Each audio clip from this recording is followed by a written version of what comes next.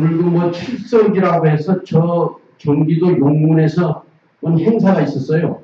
그래서 전철을 타고 오다가 아무래도 늦겠어요. 그래서 교문역에서 내린 것이 잘못됐어요. 교문역에서 내려가지고 택시를 탔어요. 더 막혀요.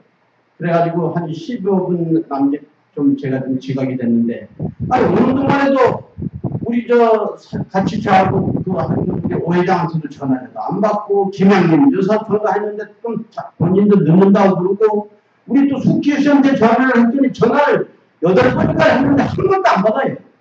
근데 와서 보니까 뭐 보장이 났다는가 뭐 저는 그렇다고 했어요. 그런데 어찌됐든 오늘 뭐 여러분 앞에 이게 반바지 차라리 죄송합니다. 저 인사드립니다. 어찌됐든 오늘 이 강의를 해주신 우리 노통 교수님께서 전 늦었지만은 주 말씀을 듣고 보니까 가장 우리 세계적인 관심사, 그보다는 우리 민족의 가장 지금 그 당면한 그런 그 연관성 있는 내용을 가지고 정말 그 좀 차원 높은 또 일반에서 다루기 고약한 또 어떻게 보면 좀 참 결코 쉽지 않은 그런 내용을 가지고 오늘 전 강의를 해주셨습니다. 여러분 다시 한번 뜨거운 박수로 맞아주시다. 그러면 평소에 우리 진행했던 대로 오늘 강의하신 내용을 중심으로 해서 여러분의 그 질문을 좀 받도록 하겠습니다. 먼저 질문해 주실 분, 준비된 내용을 가지고 좀 질문해 주시기 바랍니다. 나는 이렇게 생각하는데, 우리 노 교수님은 이래 생각하는데, 좀 차이가 있다든지, 이렇게, 있을 거 아닙니까? 예, 우리 대표적이다. 예. 이걸로 제가 질문하기 죄송하게 생각합니다. 어떤 분들은 지난주에 보니까 그 책을 중심으로서 내가 강사에게 질문했는데, 그 책을 중심으로 줬었어요, 예전에. 그런데 어떤 분은 옆에서 말씀을 좀 알고, 우리 듣는 사람이 수준이 높다면, 어떤 내용을 했는지 좀 알았으면 좋겠어요. 한번 임원이라는 사람은.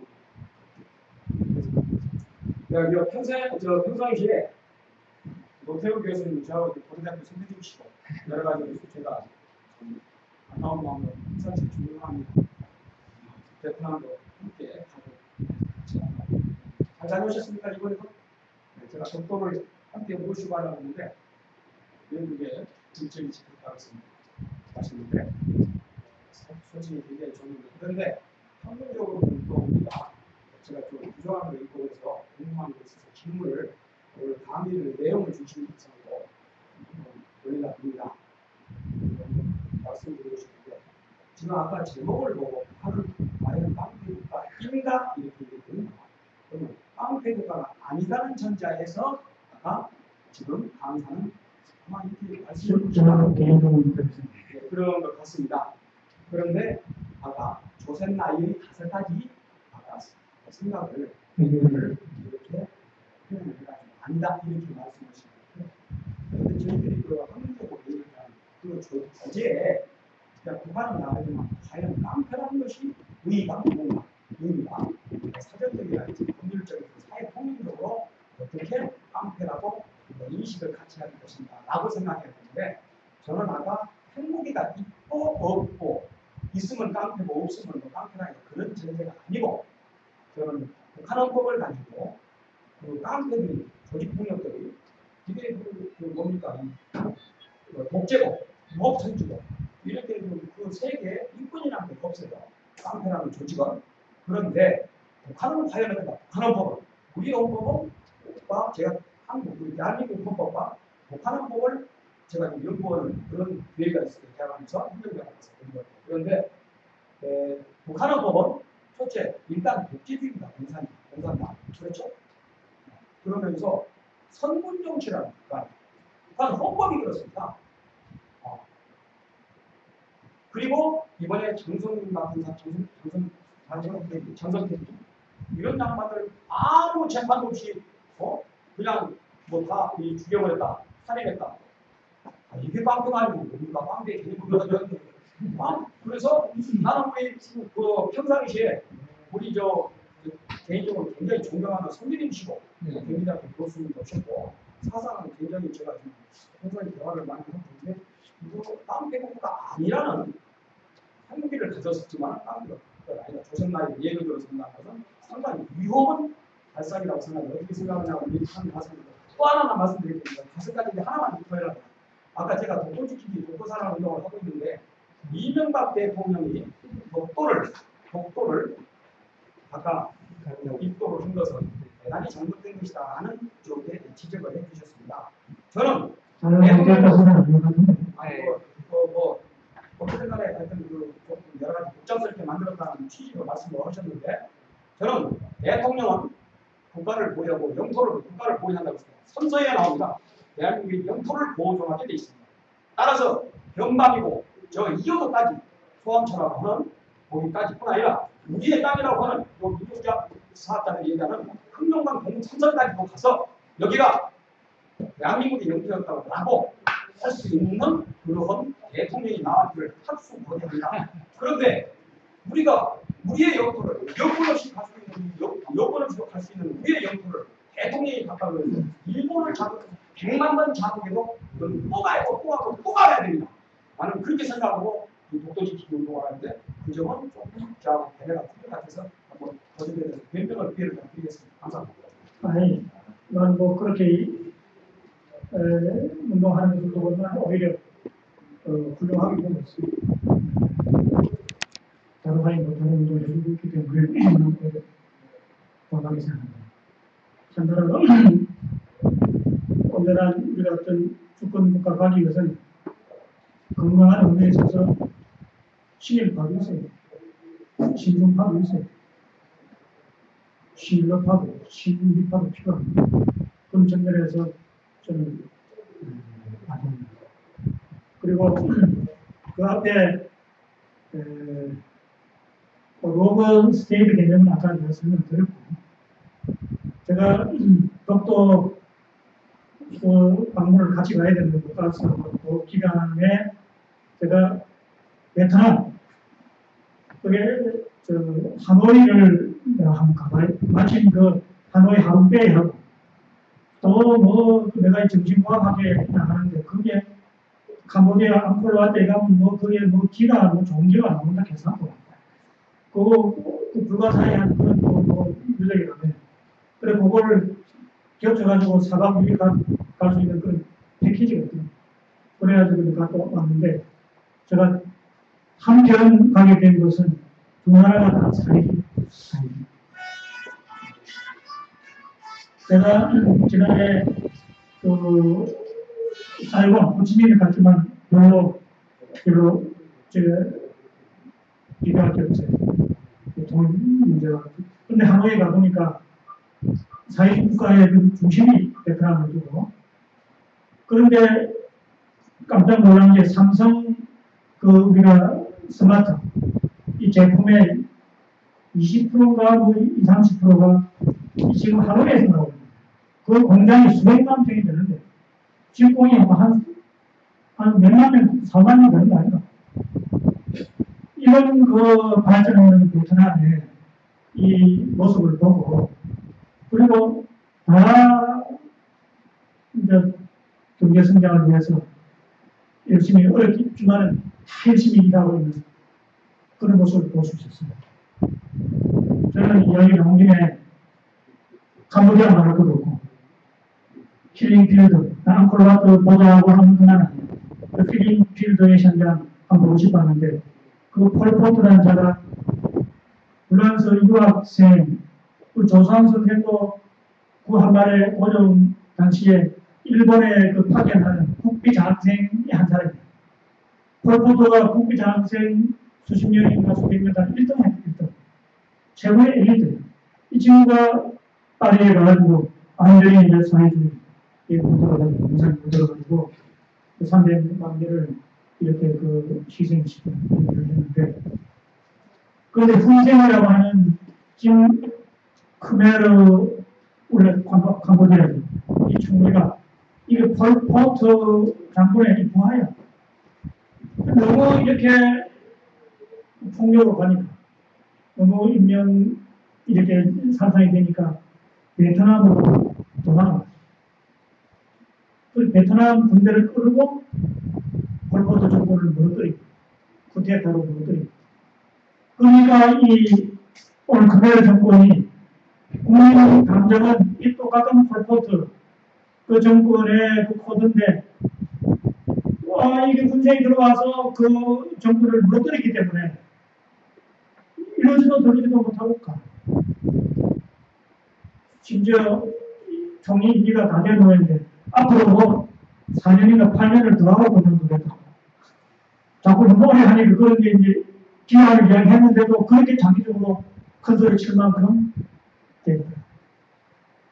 그리고 이 사람이 뭐 한국의 순천향자인 그래서 뭐 행정학 박사인가 뭐 경영학 박사 학위를 갖고 왔는데 캄보디아의 박정희가 뭐 생활운동에 앞장서고 있어.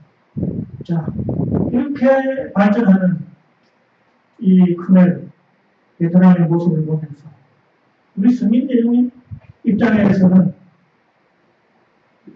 내가 어떤 형태의 통일이 되고 나면 일반 서민대중으로 보면 캄보디아의 현실도 베트남의 현실도 다 통일하지 않는다. 이렇게 이야기하면 내가 맞아주겠죠. 왜냐하면 이게 다 기득권자의 문제이기 때문에 심지어 그 배경은 친일파도 있을 거라. 민주화가 되면 될수록 이 조수왕 선생이 사회당을 표방해서 아주 힘들다. 우리 민주주의, 내가 그 도마대 선생에 들었는데, 우리가 유성이 있는 거예요. 그 민주주의 대통령 후보까지 한 사람이, 이 사람이 앞장서서 조만대를 빨개요.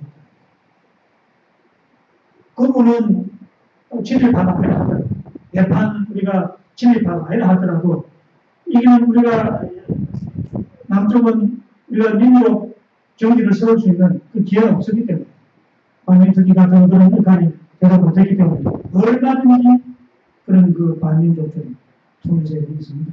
그런 사람들이 걱정이 되는데, 그런 의미에서라도 제가 말하는 통일로서는 결코 공산화 통일로서는 아니고, 그렇다고 해서 서도처럼, 박근혜처럼 드레스베스의 소수 통일론입니다.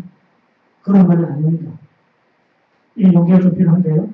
그래서 저는 그걸 우리가 자유주의 체제의 그런 우리가 자유의 장점, 사회주의의 그 평등성의 장점, 공동체의 장점, 개인주의의 어떤 자율성, 창의성, 인권의 존엄성, 생명의 존엄성, 이걸 다 규정한 가치로 한 이 장점을 받아들이는 사상이 나는 인내천 사상. 우리가 이 신지기사에 나오는 이런 홍익 사상. 이런 사상을 표방하는 한, 통일을 반대하는 내판 친일파, 반민족 세력이 아니고서야 이 시점에서 이 노선 말고 통일로 갈 수 있는 노선이 길이 어디 있겠습니까?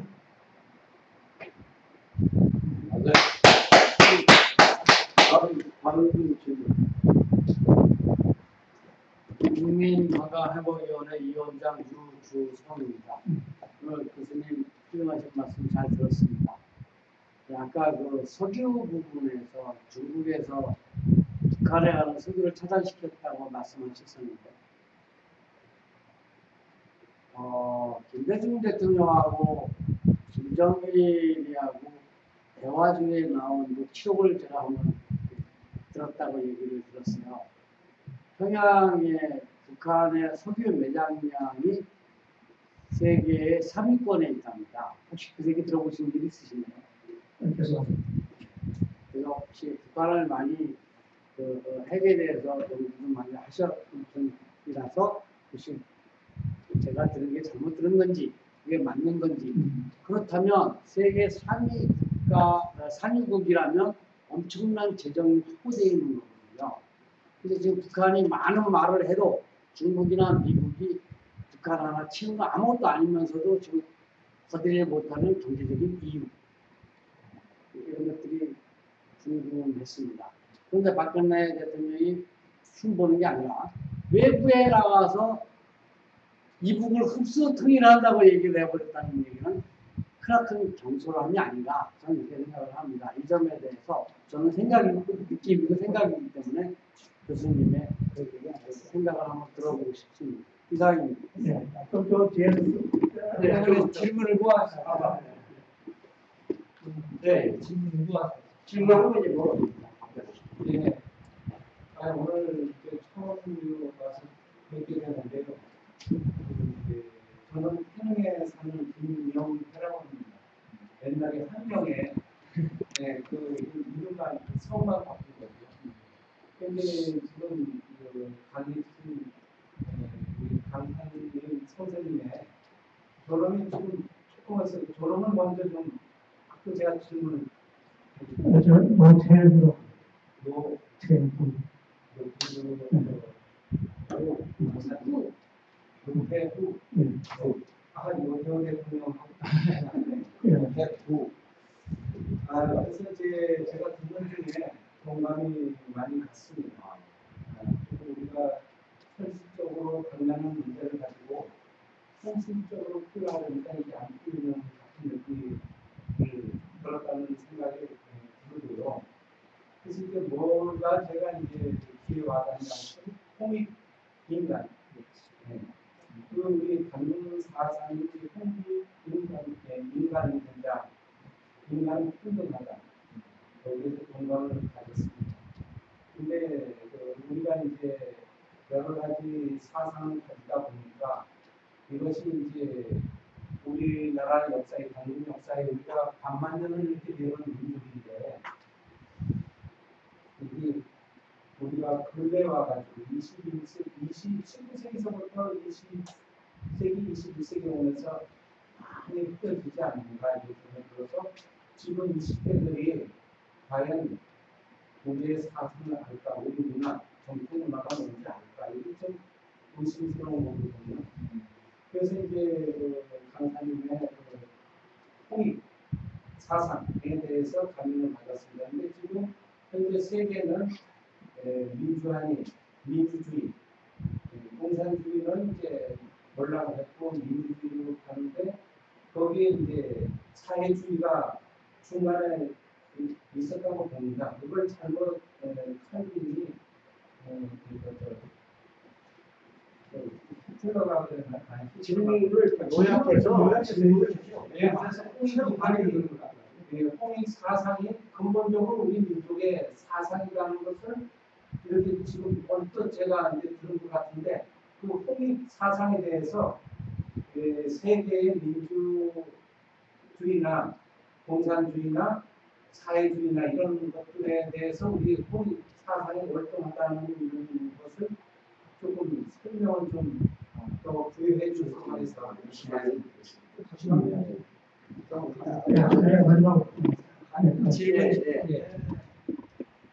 민족 통일을 말하자면 오랫동안 인가진 교수님에게 내가 질문을 하고 있습니다. 지금 세계 모든 인류의 공동 목표는 세계 평화 인류의 행복입니다. 그러면 이것을 실천하는데 가장 좋은 방법이 뭐냐? 이것을 인도할 기관이 바로 21세기 신문화연구에서 해야 할 시대적 사명이라고 저는 생각을 합니다. 그렇다면은 지금 가장 좋은 방법이 홍익인간 제세에 위하여 인맥형 사상이라고 지금 주장을 했습니다. 그러면 그것이 역사적으로 가장 잘 증명한 것이 불란서 혁명이냐 미국의 독립운동이냐. 그러나 독립운동이나 미국의 독립운동이나 불란서 혁명운동도 더 우수한 것이 한일운동입니다. 한일선언서는 유엔 헌장운동도 잘된 헌장입니다. 그렇기 때문에 21세기에서는 한일 정신 부활하여 조국 통일을 완수하고 조국 통일을 완수하여 세계 평화 인류 행복 위에 크게 기하고 봉사하여 영생하자는 운동을 해야 될 것을 나는 주장하는데 여기에 대해서 교수님은 어떻게 생각하는 것을 묻고자 합니다. 이상입니다.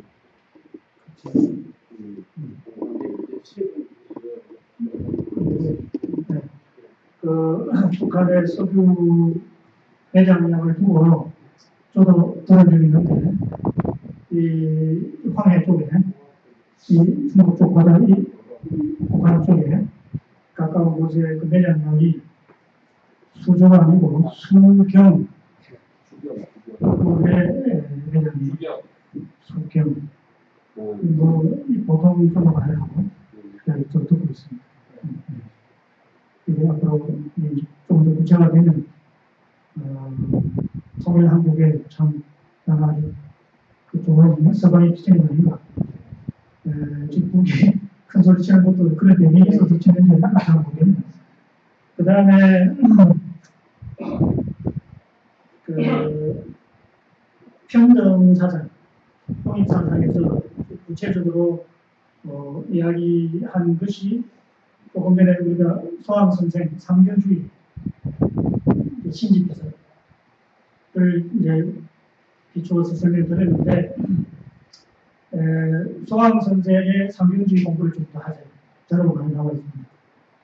거기 자료 참고로 삼견주의 사상의 뿌리가 통일사상만 아니겠죠. 소왕 선생이 그 세계사적인 그런 공부를 한 분이요. 상해 인적의 외교장관, 외교부장을 하면서 뭐 당시에 이 코민테러, 인터내셔널 이 커뮤니스트 이런 그 코민테러에 국제회의에 빠지지 않고 다 참석. 막사를 만났다. 뭐 이런 이야기는 안 들어봤지만 아무튼 그 박근혜 무정부죠. 그 당시에 러시아의 사회주의자, 무정부주의자 박근혜도 참석하고 했거든. 그 막사라 배는 이게 거기서 인터내셔널 커뮤니스트 노동자 대회를 열 때 그때 오디얼 어드레스 취임사 그때 박근혜 막사가 취임사를 할 때 그때 이태리의 마치니 청년 이태리가 마치니로 참석했어요. 그러니까 자유주의자, 민주주의자, 사회주의자 다 참석한 그 세계적인 양심적인 학자들 그 모임에 또 그 모임에 참석했는지 모르겠지만 하여튼 코민테러에 관련되는 모임에 빠지지 않고 참석. 아무튼 그러면서도 불구하고 미래 사상에 대를 뭐 마치 다 공부를 했음에도 불구하고 홍역 사상을 일반하는 데를 그런 홍역 사상이 얼마만큼 중요하고 한편 평양에 납북대에 가가지고 이렇게 부르자 입니다. 국적 방송에 이제 대남 방송에 그 소왕 선생을 이제 초빙해서 원고를 읽으라고 원고. 자기 전하고 다르니까 읽지 않고 흑기침을 잡고 흑기침. 기침을 하니까 끌어들였어.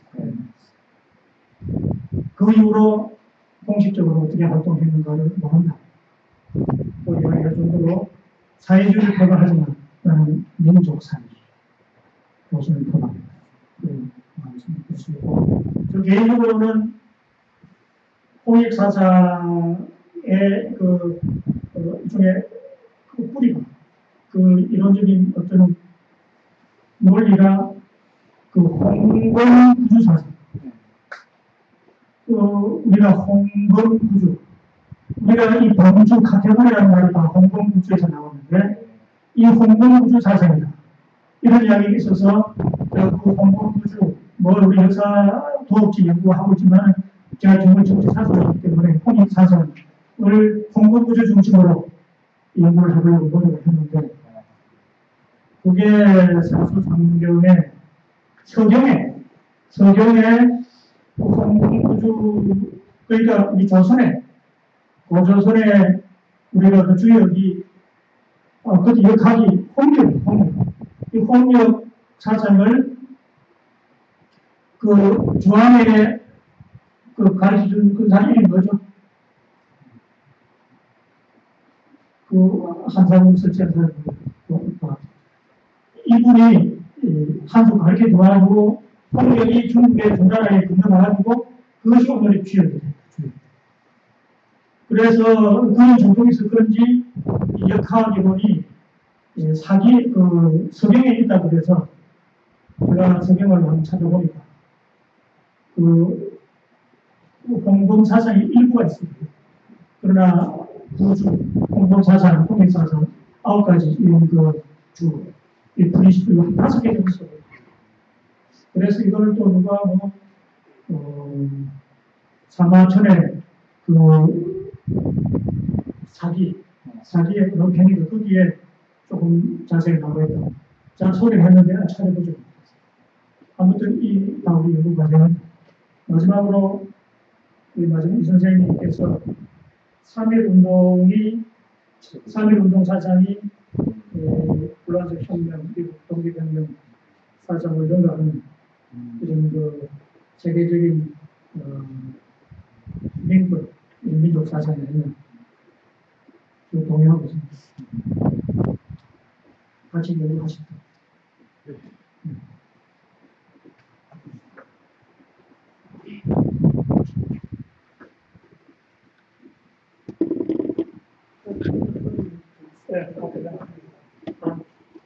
지금 뭐 다른 분들이 홍익 사상에 대해서 전문가 있습니까? 봤을 때 홍익 사상 기본적으로 지금 사는 사람들이 우리가 이사를 해서 나가서 듣고 싶은 거 먹고 생각할 수 있는 거 생각하고 또 내가 말하고 싶은 거 다 말하고 현재 있는 거하고 비교를 해서 과연 뭐가 홍익이 있는지 구체적으로 몇 가지 알고 계신 대로 좀 해주시면 좋겠고 한 가지고 그 다음에 또 한 가지는 지금 핵무기를 가지고 불과 2, 3일 전에도 청와대하고 미국 본토를 상영하겠다 이런 얘기를 최근에 봤는데 그러면 우리 서울시내 종로에다가 핵무기를 하나 팍 붙으면 여러분들하고 여러분 후손들이 과연 살아남을 수 있겠습니까?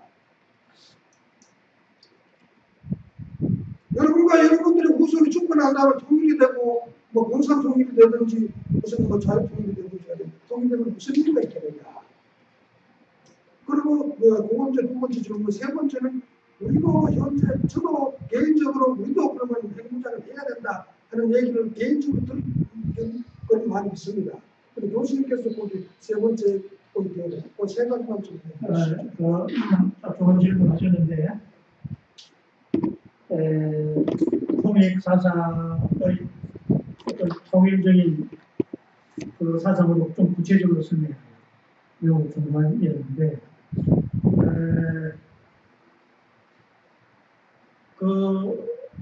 아까 홍역, 홍금구조 한마디로 이야기하면 나는 생명 존중 사상. 가장 중요한 어느 역사학자가 우리 조선의 500년 이소실록에 가장 많이 나오는 그 문구가 생명이야. 이소록밖에 못 가는 게 아니에요. 나는 그 생명 존중 사상이 홍익 사상의 핵심이다. 우리가 아까 불란서 혁명, 미국 혁명, 미국 그 혁명 사상의 그 뿌리, 존 로크의 영국의 대학 사상이 많이 들어가 있습니다. 영국 사상의 그 핵심되는 세 가지 가치가 제일 첫째가 이 생명, 라이프. 그 다음에 자유, 리버티. 그 다음에 세 번째가 재산, 프로퍼티, 사유재산. 이 세 가지는 불문입니다. 이런 사상이 배경이 돼서 몽테스크가 그 법의 정신. 그게 이제 영국은 이해제도가 앞장서기 때문에 이해제도, 영국 입헌 군부제를 그러나 거의 배경이 로크 사상. 미국의 혁명사상은 로크하고 몽테스크 그 상권을 분리해 우리가 조정한 것인데 그런 측면에서 저는 제일 중요한 가치가 홍익사상이라고 보고 한편 그것을 접근해가는 방식이 서양의 이 기독교의 이거 다 갈등이거든요. 이 투쟁, 이 모순이거든요. 그러나 우리가 역은 항상 그 상부, 상조, 이 보완하는 상생이는 아닙니까? 그런 측면에서 사상의 제초적인 가치가 생명 존중 사상이라면 또 그것을 실천하는 방법이 나는 그 상생 이런 보완하는 그 다른 것 가운데도 독립적인 찾아서 가는 이중구동의 그런 방법을 가지고 있는 것이 공사상. 나름대로 생각을 해간다면 그렇게 말씀드릴 수 있고, 조금 전에 서울의 핵이 날아올 일도 없지만 박근혜가 이렇게 대안도 없이 통일대박이다, 흡수통일 말은 하지 않지만 그런 올림픽 아시안게임 참석한다 그래도 뭐 어떻게 대접하겠다는 서민경을 대접해야 되는 게 이게 예의 아닙니까? 전혀 지금 대안하지 않습니다. 그래서 대안을 하지 않으니까 기자를 다시 보내겠다. 이 분이 지금 마음에도 없는 이제 이런 행동을 하고 있는데, 그럼에도 불구하고 그 핵이 미국 본토로 날아간다 소리를 했지, 내 마음속으로는 나는 내 생각이 그렇습니다. 서해 쪽에서 통해로 핵을 쏘올리는 것은 미국도 아닙니다. 미국 핵 잠수하는 건 일본을 상대로 하는, 일본의 경각심을, 야 이놈들아 빨리 뭐 북일 수결하려면 제대로 해라. 지금 그럼 소신 끄다 안 하려면 그만두라 이런 거예요. 쭉 돌리면 미국 본토가 아니라 도쿄에 떨어진다. 도쿄. 히로시마 나가사키 맛을 봤으면 되겠지. 원래 그 미국이 한 5개 더 떨어졌다. 원래 이렇게. 이거 보세요. 히로시마에 떨어진 게 8월 6일, 나가사키에 8월 9일, 3일 뒤에. 8월 10일, 3일 뒤에 무조건 합니다. 나는 일본에 대한 경우죠. 그러나 일본에 핵 떨어진다 소리 안 했어. 하고 있는 서울에 핵 쏜다 소리 하나도 안 했어. 서울 유럽주는 망하라고. 마지막으로. 그거는 말이죠. 저 TV 조선이나 거기서 다, 채널 A나 다 그거 나왔어요. 정화자는 그러니까 그거는 무슨 안 들었으면, 그럼 나는 모른다 그러면 좋아요. 그 얘기를 정화대 가게 하고, 미국 먼저 가게 한다는 얘기는 2, 3일 전에 나왔어요. 청와대, 그래 이제 정비를 타격을 한다. 미군 지지를 향해서.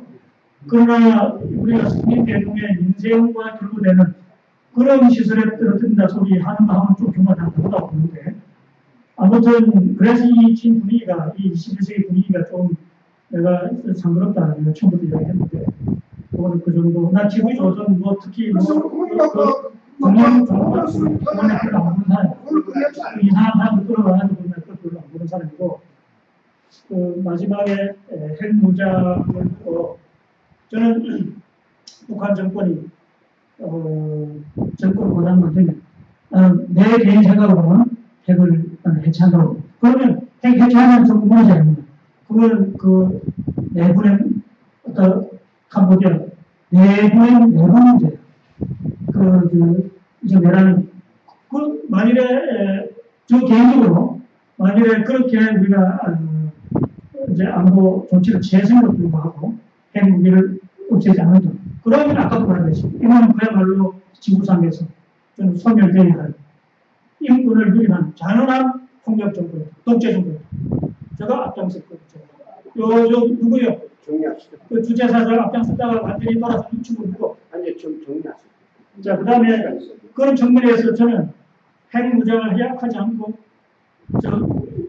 카나다, 호주, 보세요. 저쪽에 우리 벤네르도 3국, 북극 선진국들, 그리고 우리가 이 남반구, 핵 청정 국가를 스스로 선언하고 나오고 있습니다.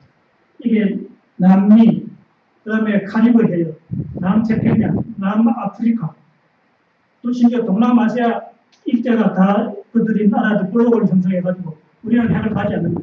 오히려 공식적으로 청명하고 이게 프리존 뉴클리어, 좀 핵 자유주의를 선언하고 있습니다. 그런 측면에서 저는 핵을 무시하는 것이 아니고 그렇습니다.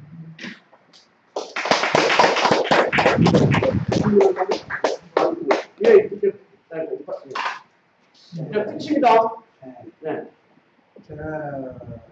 일생을 두고 18세부터 62세까지 종단 생활을 했어요.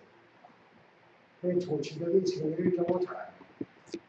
그런데 오늘 말씀하신 걸 보면 학문적으로는 그 말씀이 상당히 지당한지 몰라도 우리 정치인들 세계에서는 한번 무가치한 얘기가 될 수가 있을 것 같아요. 내가 볼 때 지금 현재 북한에 2천만 명이라는 인구가 있습니다. 2천만 명이 누구 때문에 죽을 수밖에 없나? 그런 연구를 해야 돼요. 만약 로 교수님이 말씀을 잘못해가지고 2천만 명이 폭탄이든지 무슨 폭탄이든지가 맞아서 죽었다 하면 어떡할 겁니까? 책임 있는 말씀을 하실 수가 있겠습니까? 나는 해결 방법 부자회장 소리 안 했는데. 아니 얘기 들어보시라고. 내가 지금 얘기하는 게 미국에서 이라크를 폭격한 쪽에 이라크 후세인은 상당히 의기당당했습니다. 그런데 5번을 경고를 했어요. 5번을 경고한 다음에 아무도 모르게 공중에서 반짝반짝한다 이게 후세인이 안 보니까 왜 저렇게 반짝반짝하냐? 그 이튿날에 완전히 백조가 되어버렸습니다. 이게 이라크 전쟁입니다. 그런데 한국에서는 어떻게 되느냐?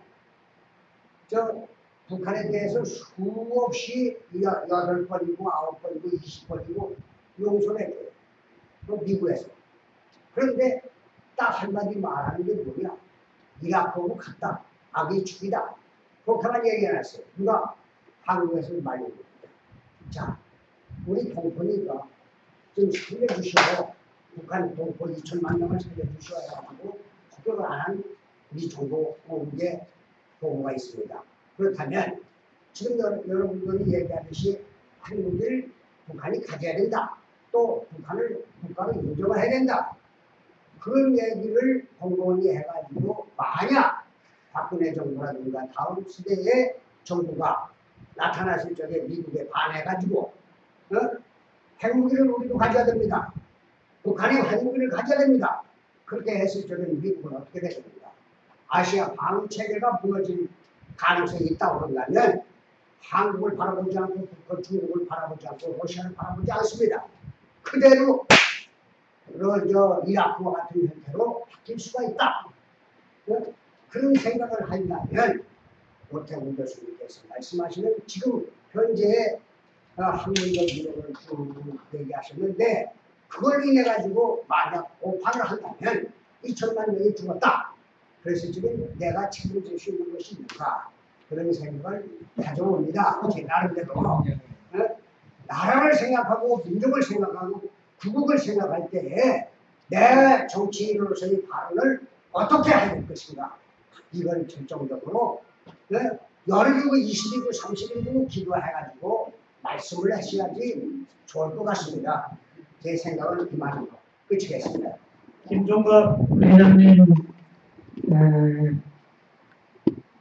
이 부회의 회장을 오래 하셨기 때문에 이 부분에 이 분위기를 대변하는 거 아닌가 생각이 드는데 내가 한국으로도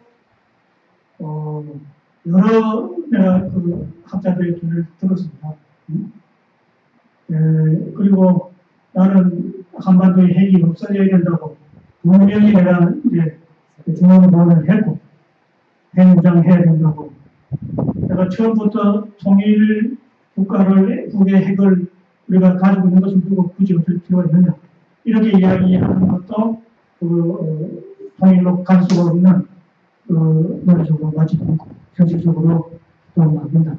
처음부터 이야기했는데 그런 부분은 싹 빼고 조금 전에 이제 국회 체제의 그 정권 유지를 위한 핵무기의 어떤 그 안보, 국가 안보 이 부분만 이렇게 딱 쏙 빼서야 하니까 이게 이제 오늘 이 보수 언론들이 이 사람은 뭐 이렇게 완전히 뭐 한국의 청문회는 보수 언론들 때문에 뭐 추기경 로마 교황도하고 이렇게 통과 못한다네. 성인들도 가고 통과하기 힘들다. 그런 이야기를 했습니다만 저는 김종갑 선생님께서 정치인으로 자처하신다면 여론을 중시하고 민주주의, 민권 정치는 여론과 더불어 하는 정치다. 지도자가 앞장서서 물론 올바른 철학이 있으면 방향을 제시하고 개동 정치를 해가는 것도 좋지만 그것도 공부를 해가면서 스스로 반성하는 과연 공부하고 있는가? 미래를 향해서 창조적인 내가 고민하고 있는가? 옛날 배운 일부 지식을 갖고 그거를 독구마처럼 말했어요. 공격을 민작하면서 따로가게 사는 그건 난 지도자의 자세가 아니고 스테이트맨의 자세가 아니다. 하물며 그런 조건을 갖추었다 하더라도 그런 노력을 하는 당당한 정치인이 하더라도 여론을 중시하는 거예요. 여론이 오늘날 대한민국의 여론이 어떤 수준입니까? 특히 세월호 이후 한국인의 이런 시민의식이 어떤 수준입니까? 여론에 따라 정치할 생각이 되겠죠. 다수가 앞으로 우리 김영과 총장하고 노태우가 나서서 한국 정경 발표하면 되거든. 그럼 누가 발표하러 가는 거야? 반대로 정치 결정해야 이게 얼마나 우리 시민사회 정치인에서 하지 않냐? 그걸로 답변되죠.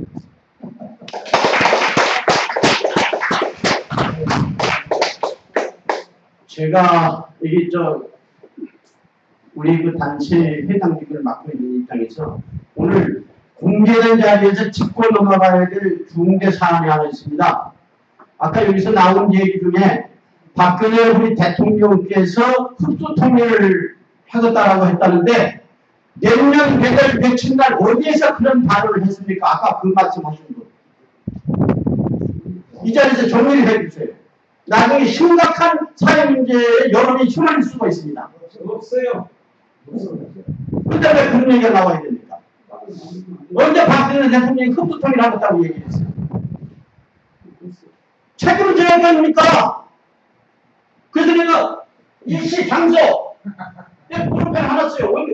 어디서 그런 얘기 했습니까? 며칠 날? 누가 하이 아까 그래 됐잖아요. 이러면 안 됩니다. 책임질 수 있는 얘기를 해야 되는 거예요. 네, 이거 국민이 정리했습니다.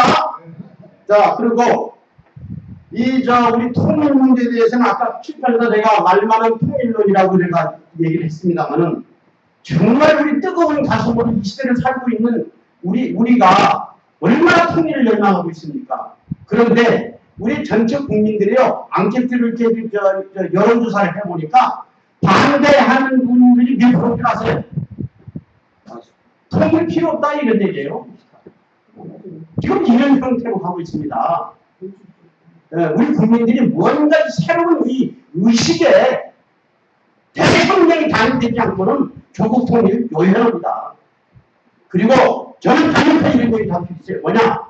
지금까지는 이념적인 논쟁, 소위 주의 사상에 의해서 뭐 민주다, 공산이다, 이제 그런 시대 끝났어요.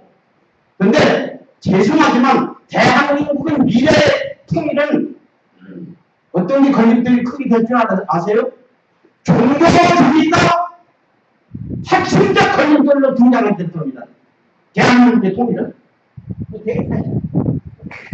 대한민국의 통일은 종교주의가, 종교 편견주의, 이가 심각하게 걸림돌이 될 거라고요. 통일에. 그래서 저는 어떤 주의 사상 이념 다 떠나서, 종교 다 떠나서, 우리는 뭡니까? 한 할아버지의 자손이다. 그래서 우리는 뿌리 정신으로 제대로 가는 길밖에 없습니다. 다 하고라고 무슨 주의 사상 이념? 이거 아닙니다. 오직 우리는 한 할아버지의 자손이다. 이 뿌리 정신으로 되돌아가는, 혈통적 뿌리 정신으로 되돌아가는 그 길밖에 더 이상 없다고 저는 그렇게 생각합니다. 나름대로. 자, 여기서 중요한 얘기고, 어찌됐든 오늘이 음력 7월 7일 칠성날입니다. 예, 견우와 직녀가 1년에 한 번 만난다고 그러죠. 근데 제가 만남에 대해서 지난번에도 이 자리에서 좀 얘기를 했습니다만은 우리 치고한 그런 우리 인연의 만남들 아닙니까? 근데 그 만남의 인연이 서로의 발전의 지름길로 나아가는 여러분이고 나도 우리 모두가 돼야 돼요. 예, 그래서 우리 만남을 소중히 하십시오. 예, 그런 입장에서 그리고 오늘이 첫 번째 주 토요일입니다. 뭐 하는 날이죠? 회비령을 아이고, 예, 용감하시네. 예. 오늘 회비를 거출하겠습니다. 거출하고 또, 오랜만에 여기 우리 이동재, 우리 전 회장님도 오셨는데, 뭐 간단하게 좀 인사라도 해 주십시오.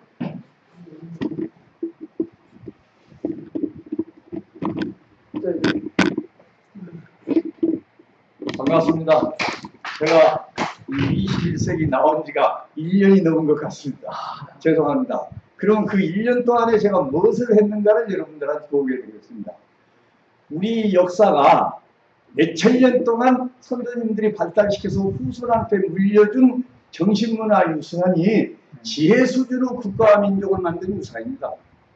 근데 이 지혜 수준의 문화유산의 역사를 지식 수준으로 전락시키고 있는 현실입니다. 몇천 년 동안. 그래서 지금 현재 지혜 수준의 우리 문화유산을 지식 수준으로 전락시키는 역적 정치, 지식 수준으로 전락시키는 반역교육, 지식 수준으로 전락시키는 숙적 종교를 하는 국가민족으로 되어가지고 지혜 수준의 인재가 나타나지를 않기 때문에 우리 역사를 바로 정리를 못하고 있는 겁니다. 그래가지고 외래정신에 의존하는 정신병 국가가 되는 거예요. 그 외래정신에 의존하는 정신병이 생명질환병입니다. 여러분들 각자의 정신을 여러분들 생명이 만들어주고 있는데 그 여러분들의 정신을 만들어주는 생명이 병든 정신을 만드는 병을 생명질환병이라고 합니다. 지금 우리 국가, 우리 민족은 전부 다 병든 정신 만드는 생명질환병 환자가 되어가지고 화려한 우리 문화유산을 찾지도 못하고 알지도 못하고 지금 그런 지식 수준으로 전락시켜서 선조의 인격을 모독하는 불경죄를 저지르고 발달시켜놓은 문화를 발달시키는 역적 행위를 하면서 살고 있는 자손으로 변질되어 있는 현실입니다. 그래서 그것을 찾아서 정립을 했고 경제적으로 제가 연구를 한 것이 18년 동안 연구를 해가지고 만들어내는 원유 공장이 있습니다. 원유. 제약회사에 들어가는 원료, 화장품회사에 들어가는 원료, 식품회사에 들어가는 원료, 술회사에 들어가는 원료를 만드는 공장을 만들어가지고 연간 약 한 1천억 매출을 만들 수 있는 회사를 만들어서 지금 가동하고 왔습니다. 그것이 여러분들하고 1년 동안 헤어져가지고 제가 만들어놓은 업적입니다. 오늘 만나서 반갑고 하여튼 앞으로 여러분들이요 아프면은 우리 집에 오십시오.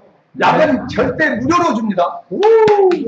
병원에나 약국에 가서 약 사먹으면 돈 없어져 버리는데 우리 회사에 오면 약은 무료로 주고 약값 대신에 우리 회사에 주식을 줘서 첫째 건강 증진, 두 번째 소득 증대, 세 번째 인격 향상하는 것이 우리 회사의 사업입니다. 감사합니다. 건강하십시오. 그리고 우리 홍의원님도 나오셨는데 인사만 그냥 간단하게 하시죠. 말씀 좀 생략하고.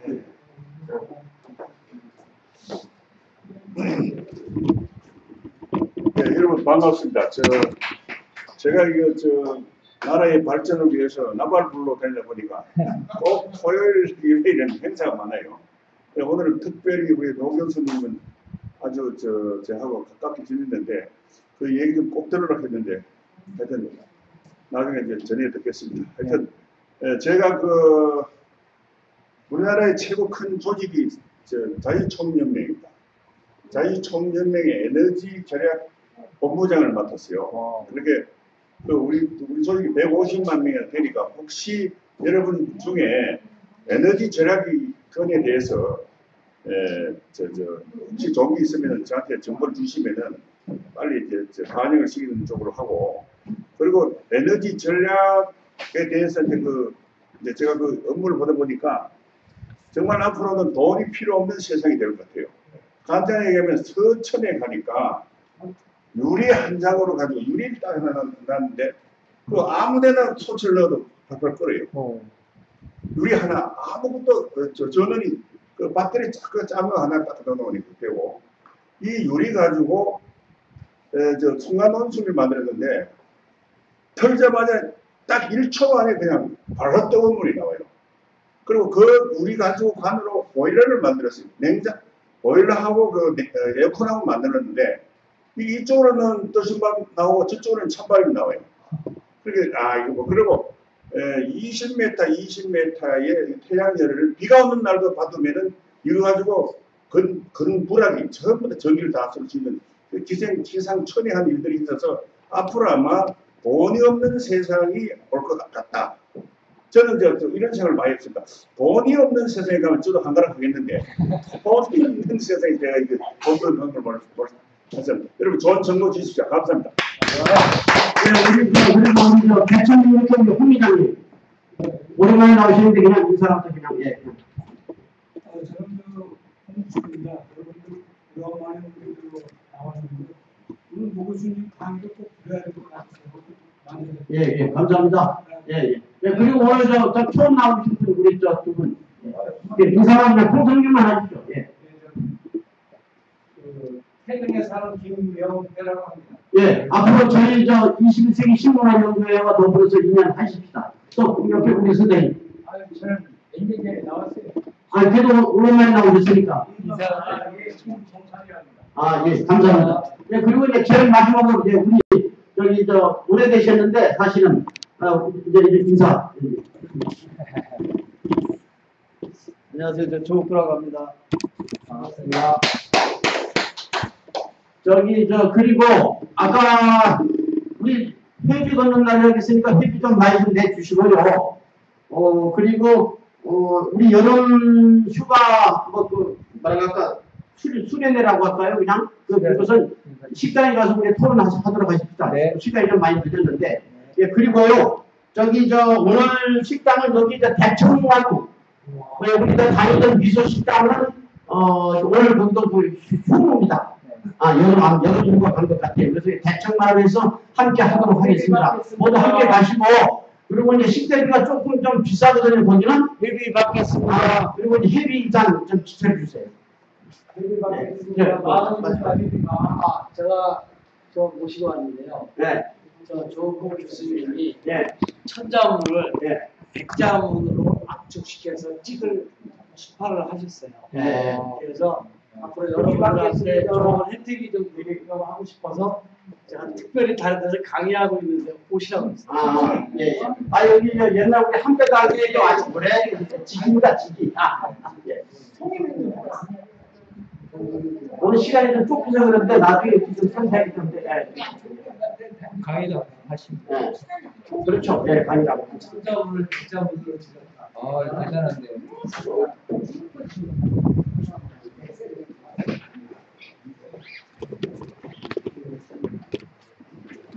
여기 실기만 여기 거두시고 그리고 바로 저기 가서 식당으로 함께 하십시오. 식당 위치 그리고 식당에 가서 우리 토미할 게 많습니다. 네, 모두 다 함께 가세요.